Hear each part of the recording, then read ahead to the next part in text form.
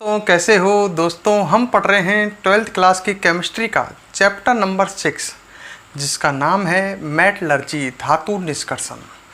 दोस्तों पिछली वीडियो में हमने एलिंगम आरेख के बारे में पढ़ा था। एक शानदार टॉपिक एलिंगम आरेख, उसके बारे में समझा था।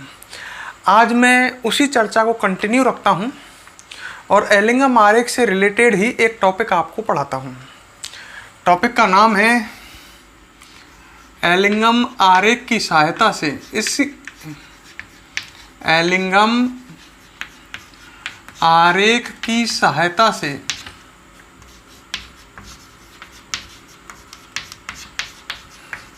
हेमेटाइट आप जानते होंगे Fe2O3 के अपचयन की व्याख्या।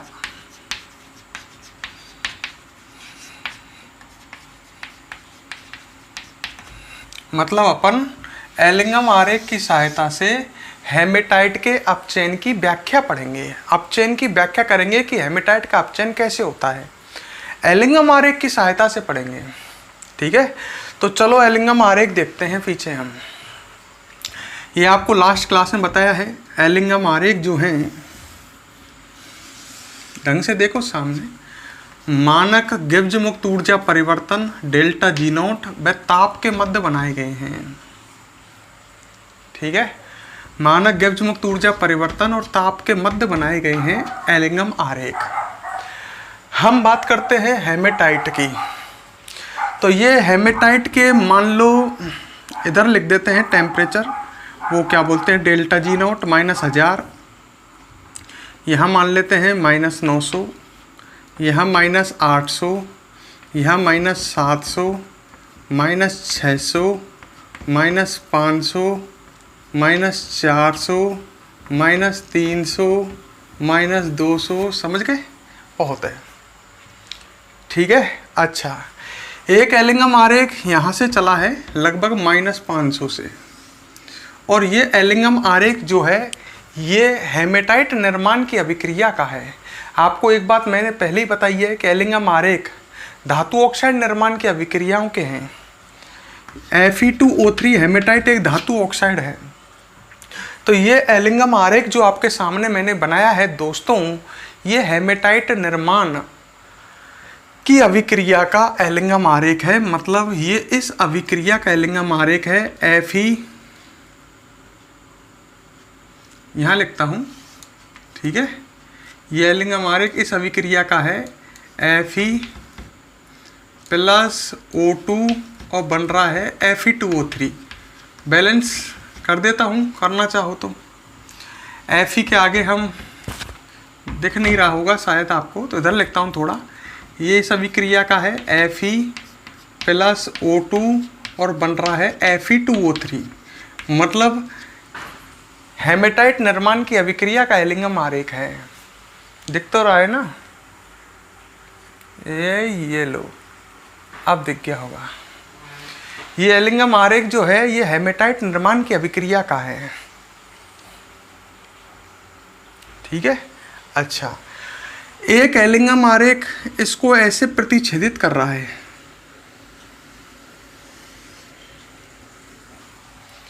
ठीक है ना, और ये जो प्रतिच्छेदित हो रहे हैं, ये एलिंगम आरेख जो है ये कार्बन डाइऑक्साइड गैस निर्माण का है।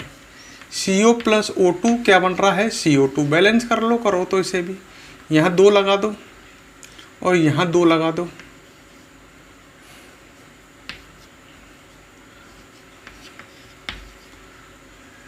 ठीक है, कार्बन 2 हो गए, ऑक्सीजन इधर 4 है ना।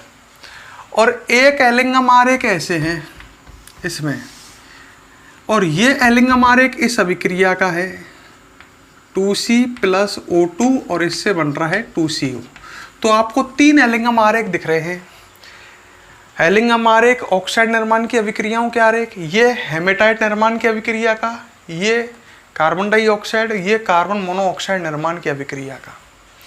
ये एलिंगम आरेख जो है इसका ढाल नेगेटिव आता है। कार्बन मोनोऑक्साइड निर्माण की अभिक्रिया का जो एलिंगम आरेख है इसका ढाल नेगेटिव आता है। मतलब जब इनके ताप में वृद्धि करते हैं तो इस अभिक्रिया के लिए डेल्टा जी का मान अधिक ऋणात्मक होता जाता है, तो इसका ढाल ऐसा आता है। तो ये आपको याद रखना है। जो ये मैंने एलिंगम आरेख बनाए हैं 3, ये पूरा डायग्राम आपको इसी तरह से याद रखना है। अच्छा, ये तीनों एलिंगम आरेख इस यहाँ पर ये प्रतिच्छेदन बिंदु है। ये तीनों एलिंगम आरेख एक दूसरे को इस बिंदु पर प्रतिच्छेदित कर रहे हैं और यहाँ टेम्परेचर है लगभग 1073 केल्विन।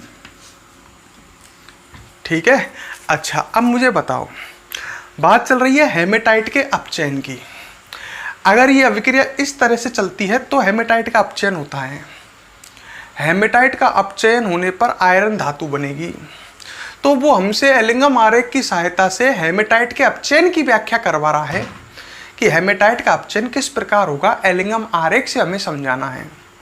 अच्छा, मैं बात करता हूँ 1073 से 1073 केल्विन से कम ताप पर। पहले बात यहाँ करते हैं हम, 1073 केल्विन से कम ताप पर आ जाओ, मतलब आप यहाँ आ गए। ठीक है। जब आप 1073 केल्विन से कम ताप पर आते हो तो इन दोनों ग्राफों को देखो, एक तो इस वाले को और एक इस वाले को। ये वाला वक्र जो है CO2 वाला, ये वाला वक्र नीचे है। आपको एक बात पता है, नीचे वाले वक्र की धातु ऊपर वाले वक्र के धातु ऑक्साइड को अपचयित कर देती है। प्रतिच्छेदन, लास्ट वीडियो में एलिंगम आरेख में ये बात कही थी मैंने, प्रतिच्छेदन बिंदु से कम ताप पर नीचे वाले वक्र की धातु ऊपर वाले वक्र के धातु ऑक्साइड को अपचयित कर देती है। मतलब प्रतिच्छेदन बिंदु से हम कम ताप पर आते हैं तो ये वक्र नीचे है और ये वक्र नीचे है, मतलब कार्बन मोनोऑक्साइड गैस जो है वो Fe2O3 का अपचयन कर देगी। सही है क्या? तो हम इन दोनों की ही चर्चा करेंगे। कार्बन कुछ नहीं कर सकता क्योंकि प्रतिच्छेदन बिंदु से कम ताप पर कार्बन वाली अभिक्रिया का वक्र तो ऊपर है। चलती किसकी है दादागिरी? जिसका वक्र होता है नीचे। तो हम 1073 से कम ताप पर आते हैं तो ये दोनों अभिक्रियाओं की चर्चा करते हैं। सबसे पहले तो इसकी अभिक्रिया की चर्चा करते हैं। 2CO प्लस O2 से बन रहा है 2CO2। दिख रही है ये अभिक्रिया प्रतिच्छेदन बिंदु से कम ताप पर। सही है। तो जब आप प्रतिच्छेदन बिंदु से कम ताप पर आते हो तो उस समय इससे कम ताप पर आ रहे हो, बात को बड़ी तसल्ली से समझ लो। दादागिरी नीचे वाले वक्र की चलती है, मतलब जब आप प्रतिच्छेदन बिंदु से कम ताप पर आते हो तो इस अभिक्रिया का जो इस ग्राफ है ये नीचे है, तो इस अभिक्रिया का डेल्टा जी अधिक नेगेटिव है। मैं गलत तो नहीं लिख रहा? तो 1073 केल्विन से कम ताप पर डेल्टा जी नोट कौन सी अभिक्रिया का? CO से बन रहा है CO2, इस अभिक्रिया का डेल्टा जी नोट का मान किससे?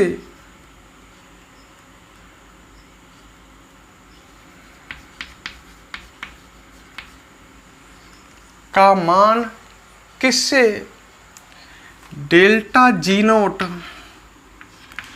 Fe से बन रहा है Fe2O3। मुझे समझाने में भी समस्या आ रही है, आप ढंग से समझ लो। से अधिक ऋणात्मक है। यह एलिंगम आरेख कह रहा है, हम नहीं कह रहे।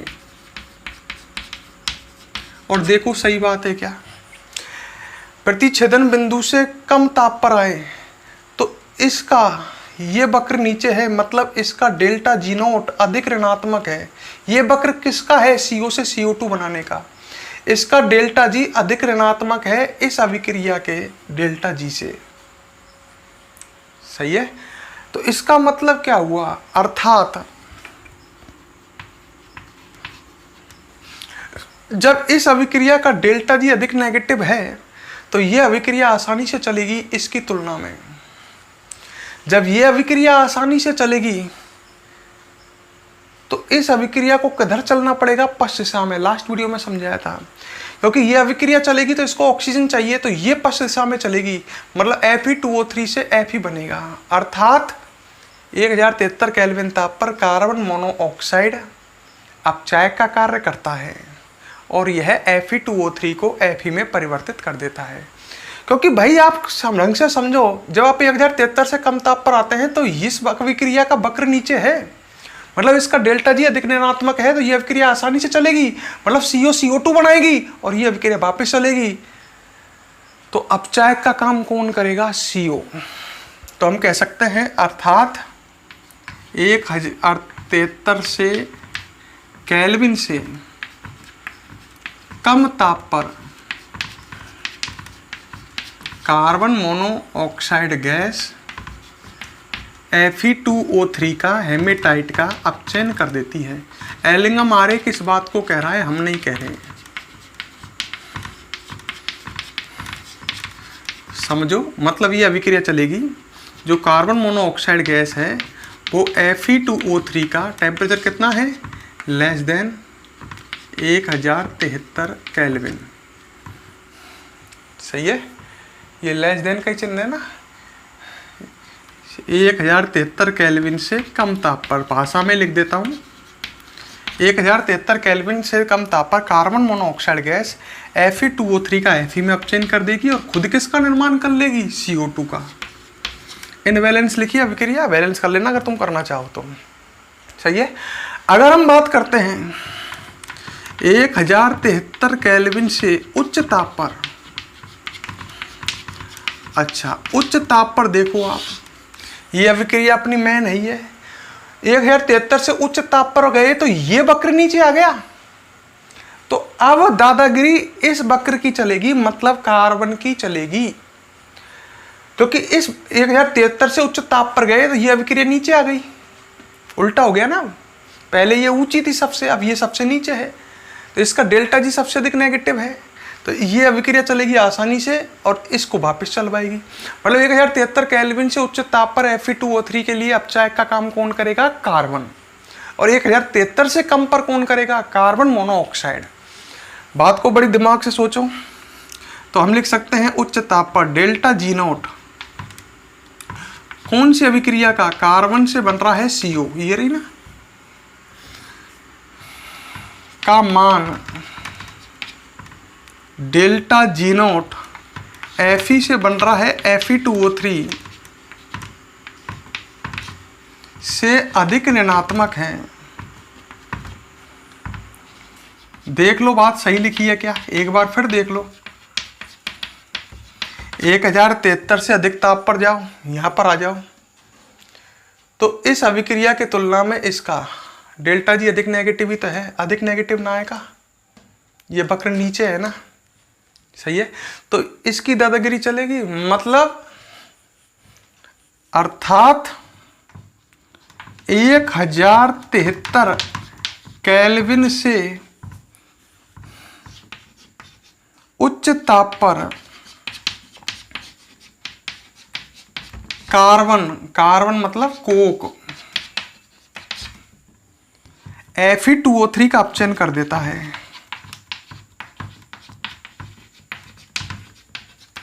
बात को समझ लेना जरूरी है। 1073 से कम ताप पर आओगे तो ये अभिक्रिया नीचे है, मतलब अपचायक का काम कौन करेगी? Carbon monoxide.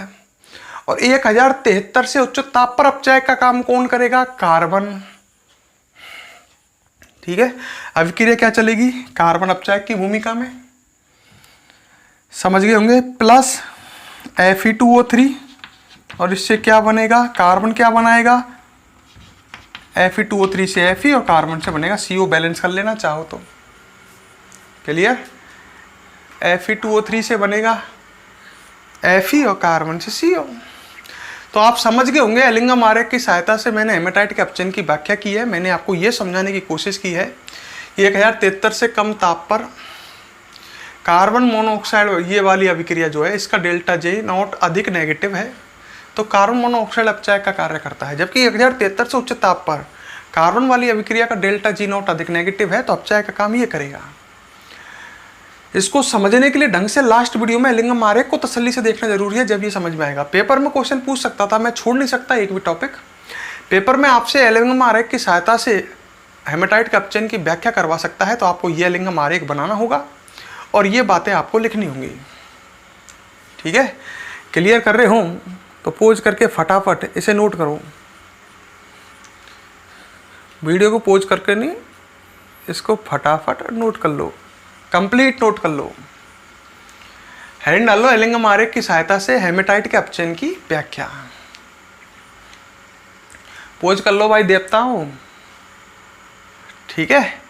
अब इसके बाद मैं पहले पढ़ा रहा हूं, अब तुम्हें अब पढ़ोगे धातु का शुद्धिकरण, अशुद्ध धातु का शुद्धिकरण, ठीक है। तो ये आपने नोट कर लिया, एलिंगम आरेख वाला टॉपिक पूरा हुआ यहाँ पर। अब हम बात करते हैं, देखो ये चैप्टर 2 नंबर का है, पर सबसे बुरा चैप्टर है पूरी केमिस्ट्री का, समझना ज़्यादा है, ऊट पटांग टॉपिक है, बड़ा कर रहा चैप्टर, नंबर इसमें जाते हैं टॉपर बच्चों के, तो इसलिए विशेष तौर पर इसे ढंग से पढ़ें। अब हम पढ़ेंगे अशुद्ध धातु का शुद्धिकरण, ये लास्ट स्टेप है, आपको ध्यान हो तो मैं याद दिलाता हूं, पहले सुनो।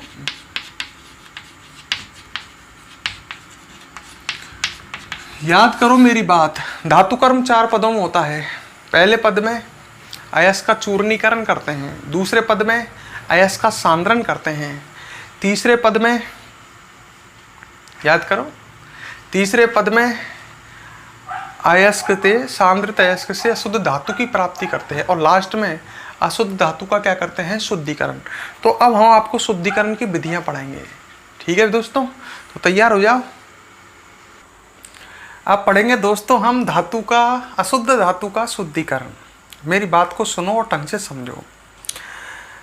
देखो जो धातु बनी अपने पास, अब लास्ट में जा कर के भाई जमीन से अयस्क निकला, इसका पहले सांद्रण किया, फिर सांद्रित अयस्क से अपन ने धातु प्राप्त की, वो अशुद्ध है। अब अशुद्ध धातु से अशुद्धियां दूर करना क्या कहलाएगा, उसका शुद्धिकरण। भाई धातु अशुद्ध है, उसमें जो अशुद्धियां हैं उनको अपन हटा दें तो धातु कैसी हो जाएगी, शुद्ध हो जाएगी। तो धातु के शुद्धिकरण की विधियां निम्न हैं।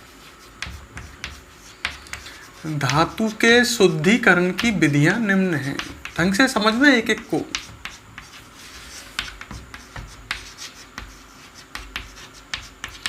निम्न है,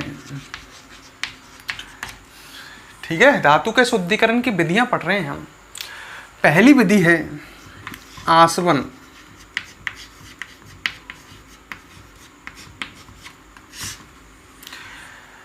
देखो जिन धातुओं का क्वथनांक कम होता है उन धातुओं का शुद्धिकरण इस विधि से किया जाता है। मेरी बात सुनी आपने, दोबारा बोल देता हूं, जिन धातुओं का क्वथनांक कम होता है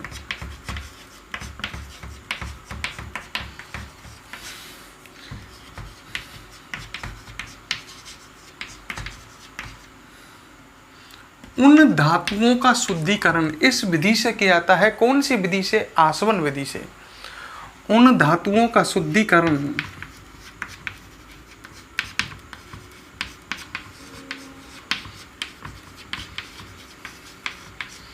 इस विधि द्वारा किया जाता है।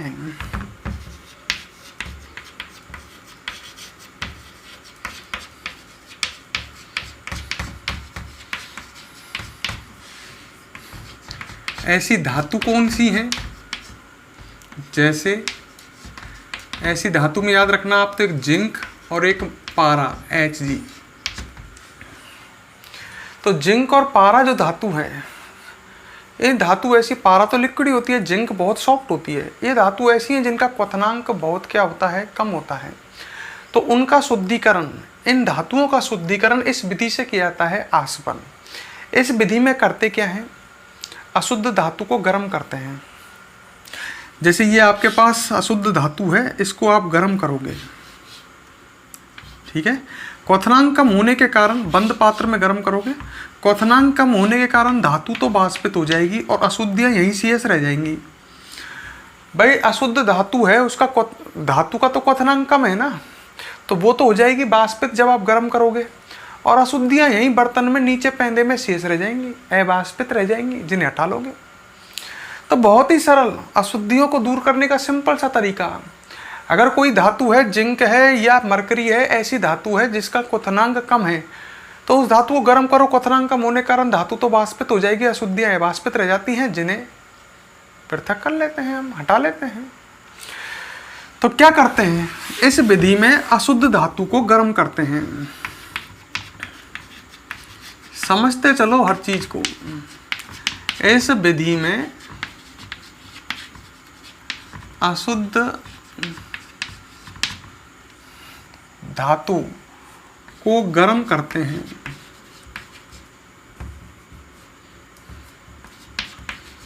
गर्म करते हैं, ठीक है। आगे लिखोगे, धातु का क्वथनांक कम होने के कारण, धातु ऐसी है ना जिसका क्वथनांक कम है, तो धातु का क्वथनांक कम होने के कारण धातु वाष्पित हो जाती है।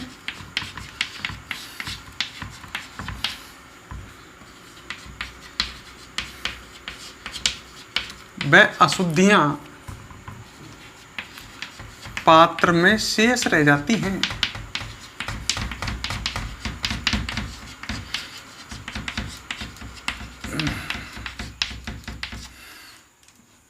ठीक है, शेष की जगह मैं ऐसे लिखूं, अशुद्धियां पात्र में अवाष्पित रह जाती हैं, मतलब उनकी वाष्प नहीं बनती है, अवाष्पित रह जाती हैं।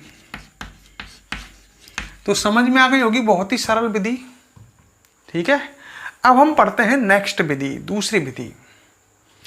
शुद्धिकरण की दूसरी विधि है द्रवीकरण।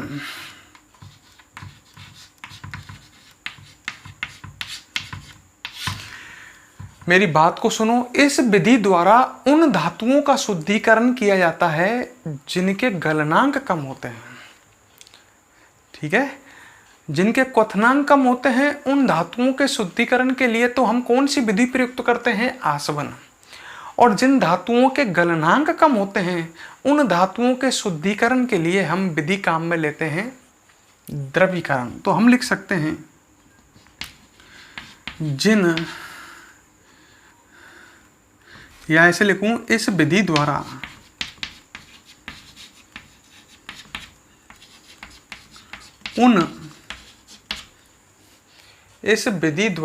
उन धातुओं का शुद्धिकरण किया जाता है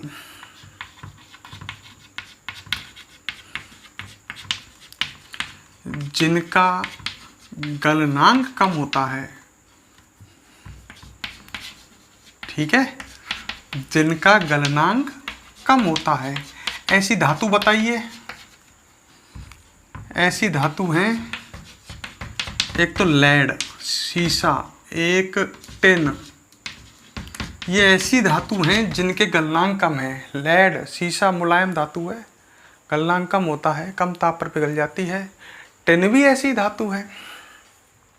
ठीक है, करते क्या है, ढालू तल पर गरम करते हैं। ढालू तल पर अशुद्ध धातु को गर्म करते हैं जिसका गलनांक कम होता है। तो धातु तो बह जाएगी क्योंकि उसका गलनांक कम है, और अशुद्धियां ढालू तल पर ही क्या रह जाएगी, शेष। इस तरह से अशुद्धियां दूर हो जाती हैं। तो एक बार और लिख रहा हूं मैं, समझ लो। इस विधि में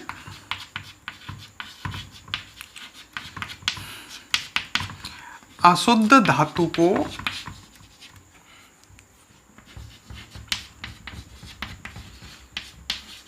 ढालू तल पर गरम करते हैं। ठीक है, आगे लिख सकता हूं, धातु का गलनांक कम होने के कारण, धातु का गलनांक कम होने के कारण धातु पिघलकर बह जाती है।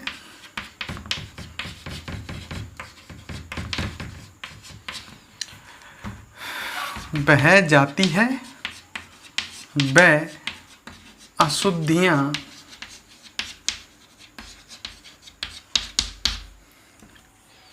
ढालू तल पर ही शेष रह जाती हैं।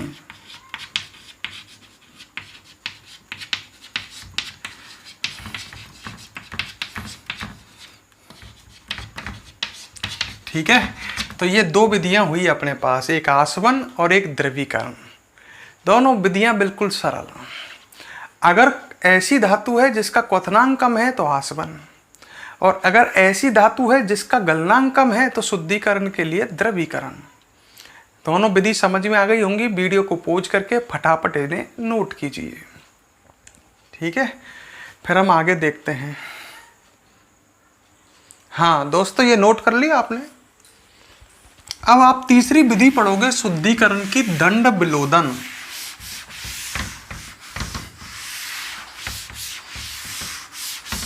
ब्लैक बोर्ड पर ध्यान दो। शुद्धिकरण की थर्ड विधि दंड विलोदन।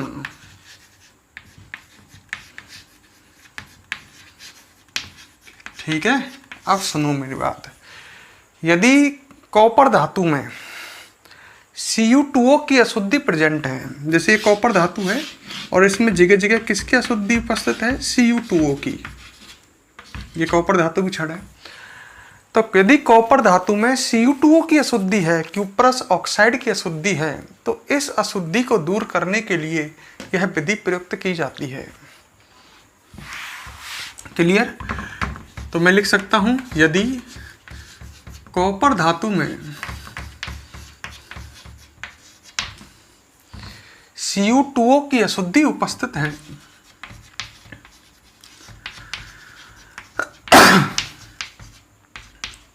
अशुद्धि उपस्थित है, तो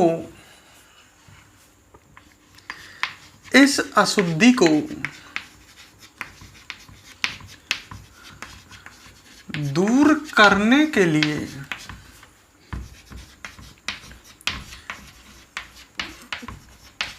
यह विधि प्रयुक्त की जाती है।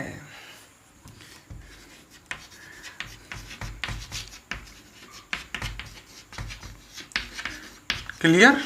इस अशुद्धि को दूर करने के लिए यह विधि प्रयुक्त की जाती है। करते क्या है इस विधि में? अशुद्ध कॉपर धातु को पिघला लेते हैं। पिघला लिया, अशुद्ध कॉपर धातु है उसको पिघला लिया। वह कॉपर धातु है, इसमें Cu2O की अशुद्धि है, उसको पिघला लिया। उसको हरी गीली लकड़ी से, ये हरी गीली लकड़ी है, अरे ताजे कटे हुए पेड़ की लकड़ी,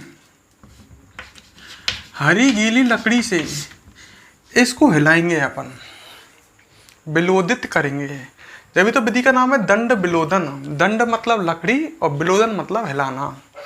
तो अशुद्ध कॉपर धातु का जो मिश्रण है ये, यानी कहूँ अशुद्ध कॉपर धातु का जो ये विलयन है एक तरह से, इसको हरी गीली लकड़ी से हिलाया जाएगा। हरी गीली लकड़ी से CO, मोनो आदि गैस, CO, NO आदि गैस निकलती हैं। ये गैस क्या करती हैं? Cu2O को Cu में कन्वर्ट कर देती हैं और कार्बन डाइऑक्साइड गैस मुक्त हो जाएगी। 2 Cu प्लस CO2। तो Cu2O की अशुद्धि Cu में परिवर्तित हो जाती है। मतलब हरी गीली लकड़ी से निकलने वाली गैसें Cu2O को Cu में परिवर्तित कर देती हैं, जिससे ये अशुद्धि दूर हो जाएगी। तो आगे हम क्या लिखेंगे अब इसमें? इस विधि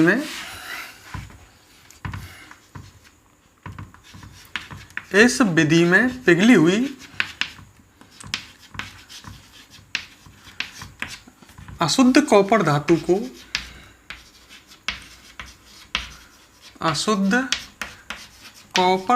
को हरी गीली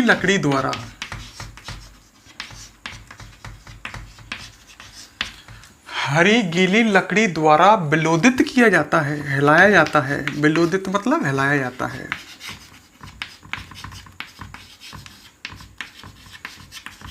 ठीक है, आगे लिखेंगे, इस लकड़ी से निकलने वाली गैसें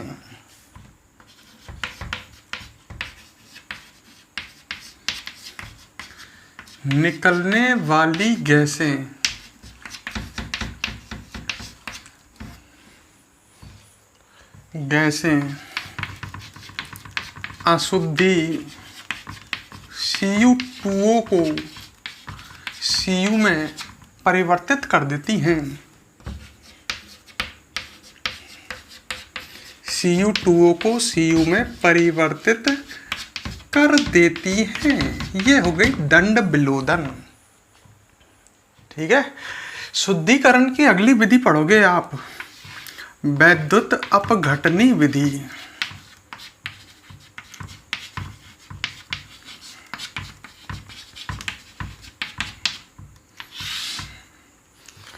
ठीक है, इस विधि के बारे में थोड़ा समझो।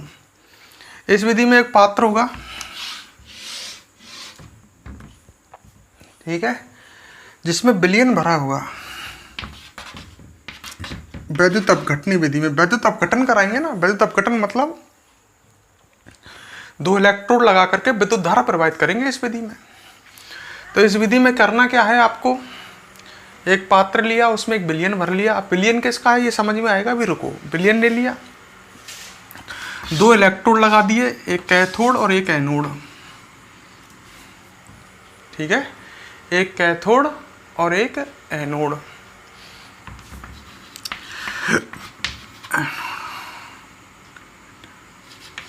Anode positive, cathode negative.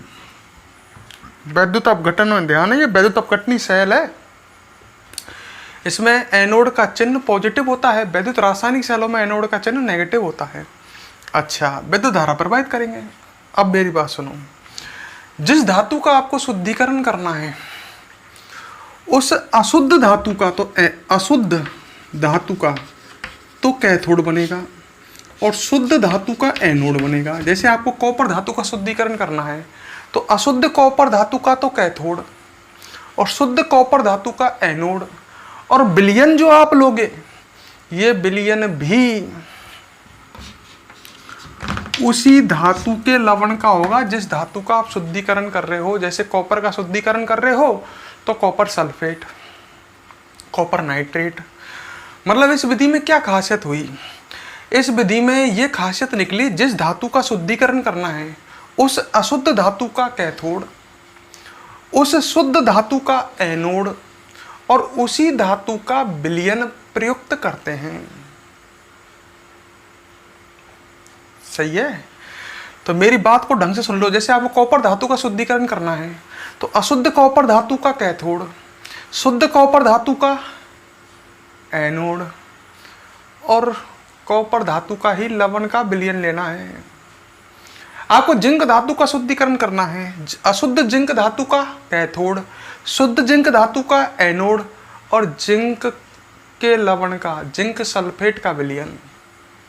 समझ रहे हो? तो हम क्या करते हैं, यही बात लिखते हैं। इस विधि में या इस विधि द्वारा जिस धातु का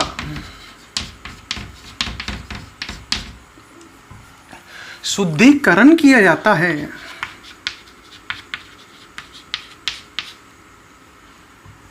शुद्धिकरण किया जाता है उस अशुद्ध धातु का क्या बनाएंगे, कैथोड का कैथोड, कॉमा उस शुद्ध धातु का एनोड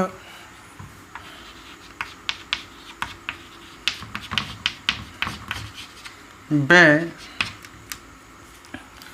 उस धातु के लवण का विलयन लेते हैं। क्लियर कर लो, उसी धातु के लवण का विलयन लेते हैं। क्लियर? अब मेरी बात सुनो। जैसे आप कॉपर सल्फेट का विलयन है तो विलयन में Cu+2SO4-2 आयन होंगे। कॉपर धातु का, अशुद्ध कॉपर धातु का कैथोड है और अशुद्ध शुद्ध कॉपर धातु का एनोड है। तो विलयन के Cu+2 आयन यहीं तो जाएंगे और Cu+2 आयन कैथोड पर Cu+2 आयन कहाँ जाएंगे, है कैथोड पर। कैथोड किस धातु का है, अशुद्ध का। मुझ पर मिस्टेक हो गई है, वेट करो। हाँ, मुझ पर मिस्टेक हो गई, उसको सुधार कर लेता हूँ। दोबारा सुन लो। वैद्युत अपघटनी विधि, गलती इंसानों से होती है। इस विधि द्वारा जिस धातु का शुद्धिकरण किया जाता है उस अशुद्ध धातु का एनोड, एनोड लेंगे अशुद्ध धातु का, और उस शुद्ध धातु का कैथोड। दोबारा सुन लो, मैंने उल्टा कर दिया है। मतलब जिस धातु का आपको शुद्धिकरण करना है उस अशुद्ध धातु का एनोड, एनोड लेंगे अशुद्ध का, ठीक है, और शुद्ध धातु का क्या लेंगे अपन, कैथोड। अच्छा, ये धनायन कहाँ जाएंगे, कैथोड पर। दोबारा क्लियर कर लो, दिमाग में गलती हो तो। अशुद्ध धातु का एनोड और शुद्ध धातु का कैथोड। कैथोड होता कैसा है, नेगेटिव। धनायन कैथोड पर जाएंगे, Cu+2 आयन कैथोड पर अपचयन होगा और कैथोड पर हमें धातु मिल जाएगी।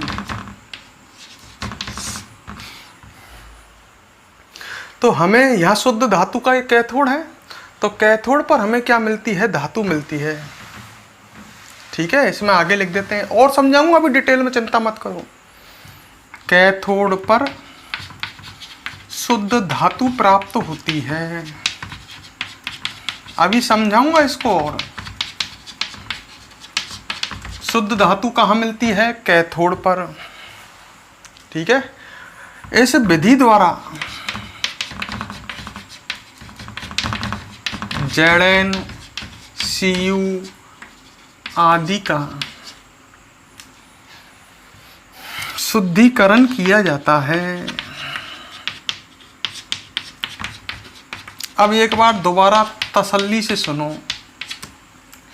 इस विधि द्वारा जिस धातु का आपको शुद्धिकरण करना है उस अशुद्ध धातु का तो एनोड, क्लियर करो दोबारा से, दिमाग में चेंज करो, शुद्ध धातु का कैथोड, और उसी धातु के लवण का विलयन लेते हैं। विद्युत धारा प्रवाहित करने पर कैथोड पर क्या मिलती है, शुद्ध धातु मिलती है। इसको अभी समझेंगे और, पर पहले आप यहाँ तक इसको नोट कर लो, फिर आगे समझेंगे।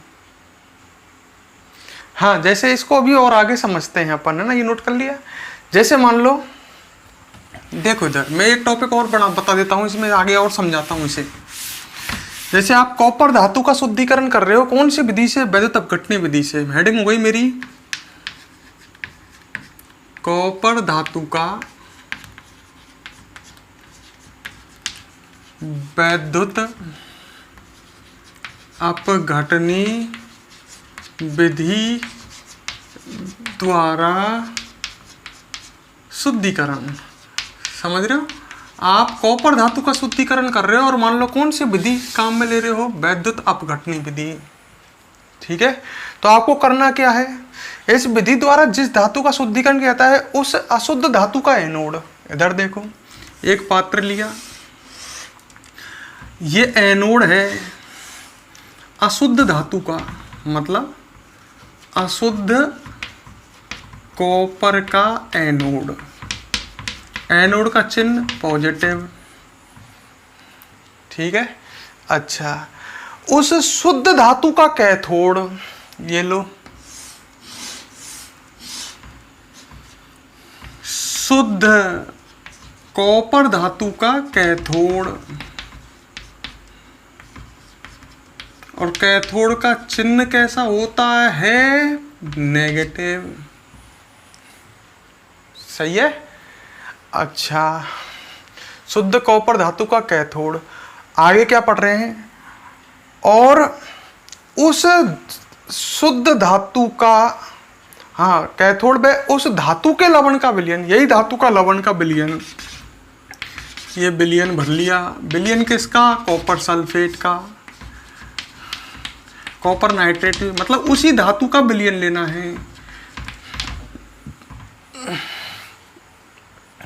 क्लियर, उसी धातु का क्या लेना है, विलयन। अच्छा, अब मेरी बात सुनो, जब आप विद्युत धारा प्रवाहित करोगे तो क्या अभिक्रिया चलेगी, इसको मिटा रहा हूं मैं। विद्युत धारा प्रवाहित करोगे तो कैथोड पर क्या होगा भाई, कॉपर सल्फेट का विलयन है तो विलयन में Cu+2 आयन है, SO4 - 2 आयन है। तो कैथोड पर क्या होगा, कैथोड कैसा है, नेगेटिव, तो कैथोड की ओर धनायन गमन करेंगे, सही है। और कैथोड पर ये इलेक्ट्रॉन ग्रहण करके कॉपर बनाएंगे, तो कॉपर धातु कहाँ बनेगी, कैथोड पर, यही तो कहा था मैंने। विलयन के Cu+2 आयन जाएंगे, कैथोड पर पहुंचेंगे, इलेक्ट्रॉन ग्रहण करके कॉपर बनाएंगे। अच्छा, सब एनोड पर क्या होता है, एनोड की भी सुनो। एनोड पर चलती है ऑक्सीकरण, ये अपचयन की अभिक्रिया है, आवेश +2 से 0 हो रहा है, आपको पता है। एनोड पर चलती है ऑक्सीकरण की अभिक्रिया, एनोड कॉपर धातु की है, अशुद्ध, तो एनोड से Cu+2 आयन बनाएंगे। Cu से कौन से आयन बनेंगे, Cu+2 आयन, मतलब कॉपर परमाणु Cu+2 आयन बनाएंगे, और ये Cu+2 आयन पानी में से होते हुए यहाँ पहुंच जाएंगे, कहाँ पर, कैथोड पर, विलयन में से होते हुए। तो ये छड़ तो मोटी होती चल जाएगी क्योंकि इस पर कॉपर जम रहा है, और यहाँ से कॉपर क्या हो, यहाँ के कॉपर परमाणु क्या कर रहे हैं, Cu+2 आयन बना रहे हैं एनोड पर, ऑक्सीकरण की अभिक्रिया चल रही है। एनोड पर से कॉपर गायब होते चला जाएगा, केवल अशुद्धियाँ रह जाएंगी, कुछ समय बाद यहाँ पर अशुद्धियाँ तो बचेंगी भाई, ये अशुद्ध है कॉपर। तो एनोड वाले स्थान पर केवल अशुद्धियों का ढेर शेष रह जाता है, जिसे हम क्या कहते हैं, एनोड पंक कहते हैं। ठीक है, तो इसको मैं लिखता हूं, आप समझना, ठीक है। यदि हम इस विधि द्वारा, डायग्राम उधर बन रहा है और लिख इधर रहा हूं मैं, यदि हम इस विधि द्वारा कॉपर धातु का, ये डायग्राम इधर है ना, यदि हम इस विधि द्वारा कॉपर धातु का शुद्धिकरण करते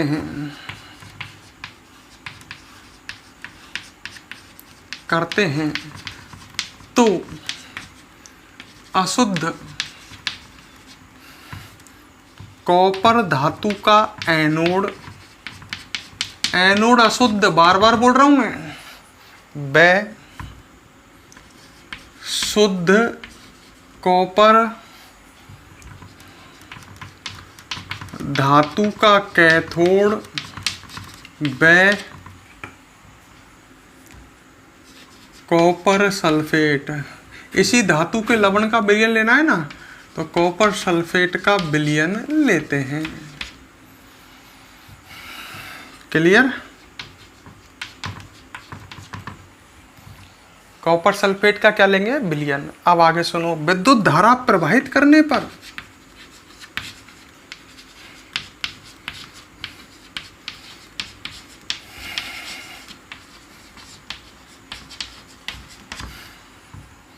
विद्युत धारा प्रवाहित करने पर कैथोड पर कॉपर धातु प्राप्त होती है। रिएक्शन से समझा देता हूं, कैथोड की अभिक्रिया, कैथोड पर अपचयन की अभिक्रिया चलती है, विलयन में Cu+2 आयन है, सही है। ये कैथोड पर जाएंगे, वहां इलेक्ट्रॉन ग्रहण करके कॉपर बनाएंगे, तो कैथोड पर तो कॉपर मिलेगा। एनोड पर क्या होता है, एनोड पर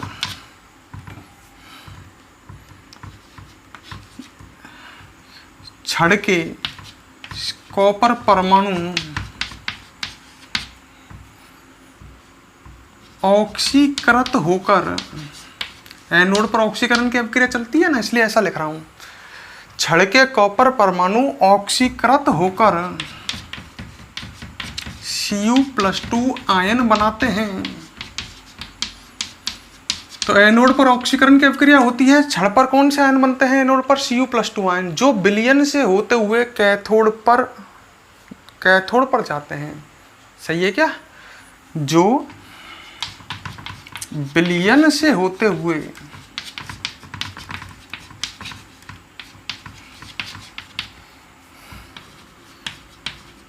कैथोड पर गमन करते हैं,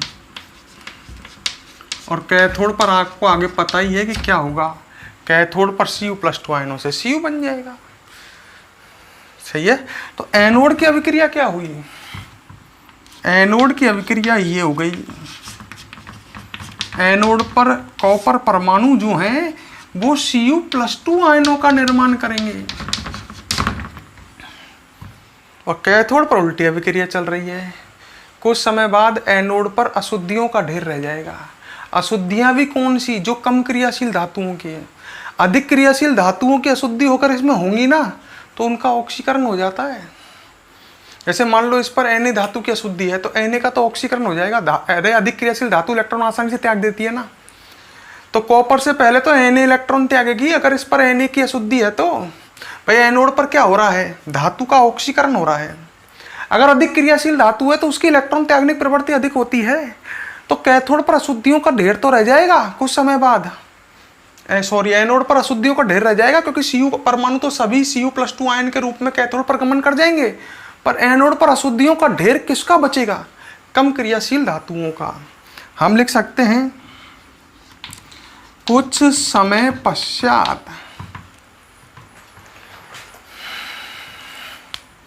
कुछ समय पश्चात बात को ढंग से समझ लो। एनोड पर केवल अशुद्धियों का ढेर रह जाएगा, ढेर अशुद्धियों का, और कुछ नहीं बचेगा। अशुद्धियां भी कौन सी बचेंगी भाई? अगर मान लो इसमें कोई अधिक क्रियाशील धातु की अशुद्धि है, जैसे कैल्शियम की अशुद्धि है। कैल्शियम विद्युत रासायनिक श्रेणी में ऊपर आती है, अधिक क्रियाशील है।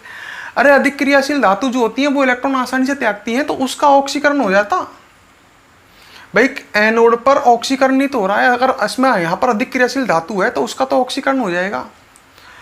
तो यहाँ पर तो बचेगी वो धातु जो कॉपर से कम क्रियाशील है, क्योंकि कम क्रियाशील धातु इलेक्ट्रॉन नहीं त्यागती हैं। कुछ समय पश्चात एनोड पर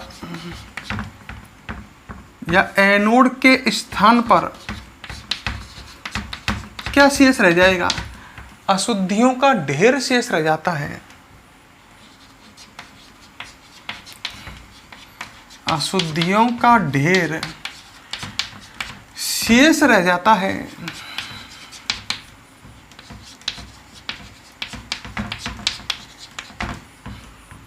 जिसे एनोड पंख कहते हैं। इस अशुद्धियों को ढेर को क्या कहते हैं? एनोड पंख। अशुद्धियों का ढेर शेष रह जाता है, जिसे एनोड पंख कहते हैं। एक बात और क्लियर कर लो, लिख लेना। एनोड पंख में कम क्रियाशील धातुएं होती हैं। चलो मैं लिखाता हूँ, हेडिंग डालो। छोड़ो, मज़ा नहीं आएगा तुम पर, बैठेगी नहीं सेटिंग। हेडिंग डालो, मैं बोल रहा हूँ पूरे को, मेरे संग संग लिखो। वीडियो को पोज करने के बजाय डायरेक्ट लिखो। हेडिंग डालो, कॉपर धातु का वैद्युत अपघटनी विधि द्वारा शुद्धिकरण। ठीक है, डालो हेडिंग, कॉपर धातु का वैद्युत अपघटनी विधि द्वारा शुद्धिकरण। डाल दिया। तो अब इसमें लिखो, यदि हम इस विधि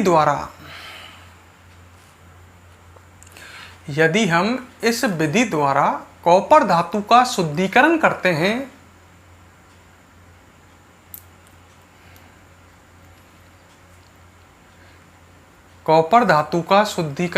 हैं, तो अशुद्ध कॉपर धातु का एनोड, कॉमा शुद्ध कॉपर धातु का कैथोड,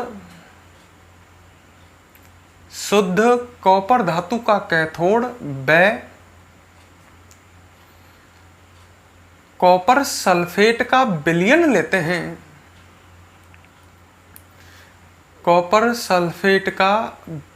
लेते हैं।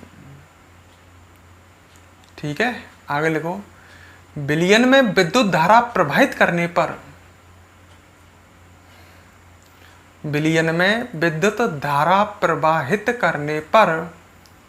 कैथोड पर कॉपर धातु प्राप्त होती है।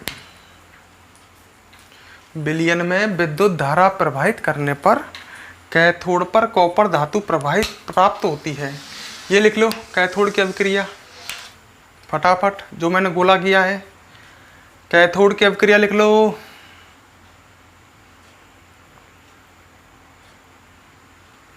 लिख लिया। अब नीचे लिखो, लिख ली होगी, लिखो नीचे, एनोड पर छड़के कॉपर परमाणु, एनोड पर छड़के कॉपर परमाणु ऑक्सीकृत होकर,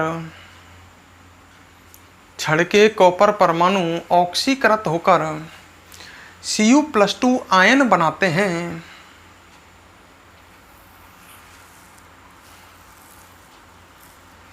Cu+2 आयन बनाते हैं जो विलयन से होते हुए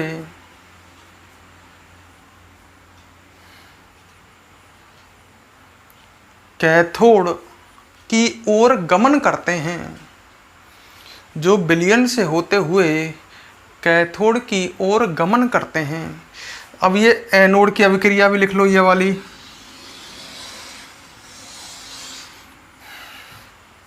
लिख लो, एनोड की अभिक्रिया लिख ले, नीचे लिखो, कुछ समय पश्चात एनोड के स्थान पर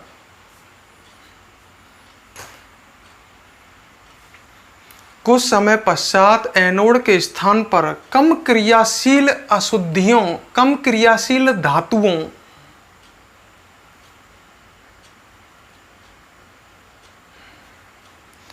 कम क्रियाशील धातुओं जैसे PtAu, ये और कम क्रियाशील है ना, कम क्रियाशील धातुओं जैसे PtAu आदि का ढेर शेष रह जाता है, आदि का ढेर शेष रह जाता है, जिसे एनोड पंख कहते हैं।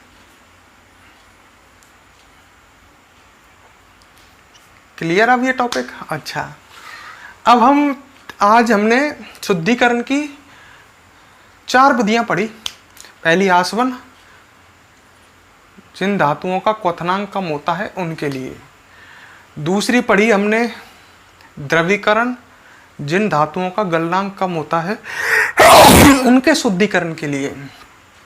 तीसरी पढ़ी दंड विलोदन, कॉपर में अगर Cu2O की अशुद्धि हो तो उसको दूर करने के लिए। और चौथी पढ़ी अभी हमने वैद्युत अपघटनी विधि। ठीक है, अब हम और विधियां नेक्स्ट क्लास में पढ़ेंगे। क्यों? इसका कारण आपको पता है, पिछली वीडियो थोड़ी सी लंबी हो गई थी, तो कई स्टूडेंट ऐसे हैं जिनका ऑब्जेक्शन आया था। ठीक है, तो भाई ऑब्जेक्शन नहीं आए, इसके लिए हम आज की वीडियो कम कर देते हैं, इसकी लेंथ को।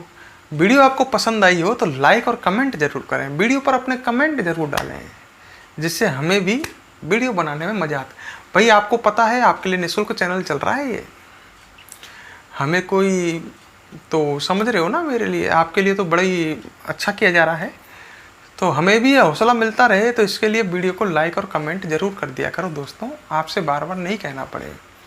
अब हम आपसे नेक्स्ट वीडियो में मिलेंगे। ठीक है, आपकी शायद ऐसा हो सकता है, मुझे कंफर्म नहीं है, आपकी संडे की छुट्टी हो। अगर आपकी संडे की छुट्टी होती है तो दोस्तों अपने काम को कंप्लीट कर लेना और पिछले को रिवाइज कर लेना। जैसे ये चैप्टर चल रहा है, आपको इच्छा हो तो इस चैप्टर को यहाँ तक पढ़ा दिया है, इसको रिवाइज कर लेना। ठीक है, छुट्टी को बेकार नहीं करें, वेस्ट नहीं करें। कई स्टूडेंट क्या है, आज बहुत दिनों में साहब छुट्टी मिली है तो छुट्टी का पूरा आनंद लेंगे। आनंद नहीं, छुट्टी आती है पिछले को कवर करने के लिए। तो आपको तो अपने भविष्य की खुद चिंता होनी चाहिए, आप 12th के स्टूडेंट हैं, समझ गए। तो ऐसा हो सकता है कि आपकी अब संडे की छुट्टी हो नेक्स्ट, क्योंकि ये वीडियो कल डलेगी। कल मतलब मेरा कहने का, मैं तो आज शूट कर रहा हूँ, ये वीडियो तो आज शनिवार को आई है, तो संडे की छुट्टी हो सकती है, तो आप प्रिपेयर कर लेना, संडे की छुट्टी हो उस दिन, है ना। ठीक है, तो अब हम आपसे नेक्स्ट वीडियो में मिलेंगे। ठीक है, गुड मॉर्निंग ऑल स्टूडेंट।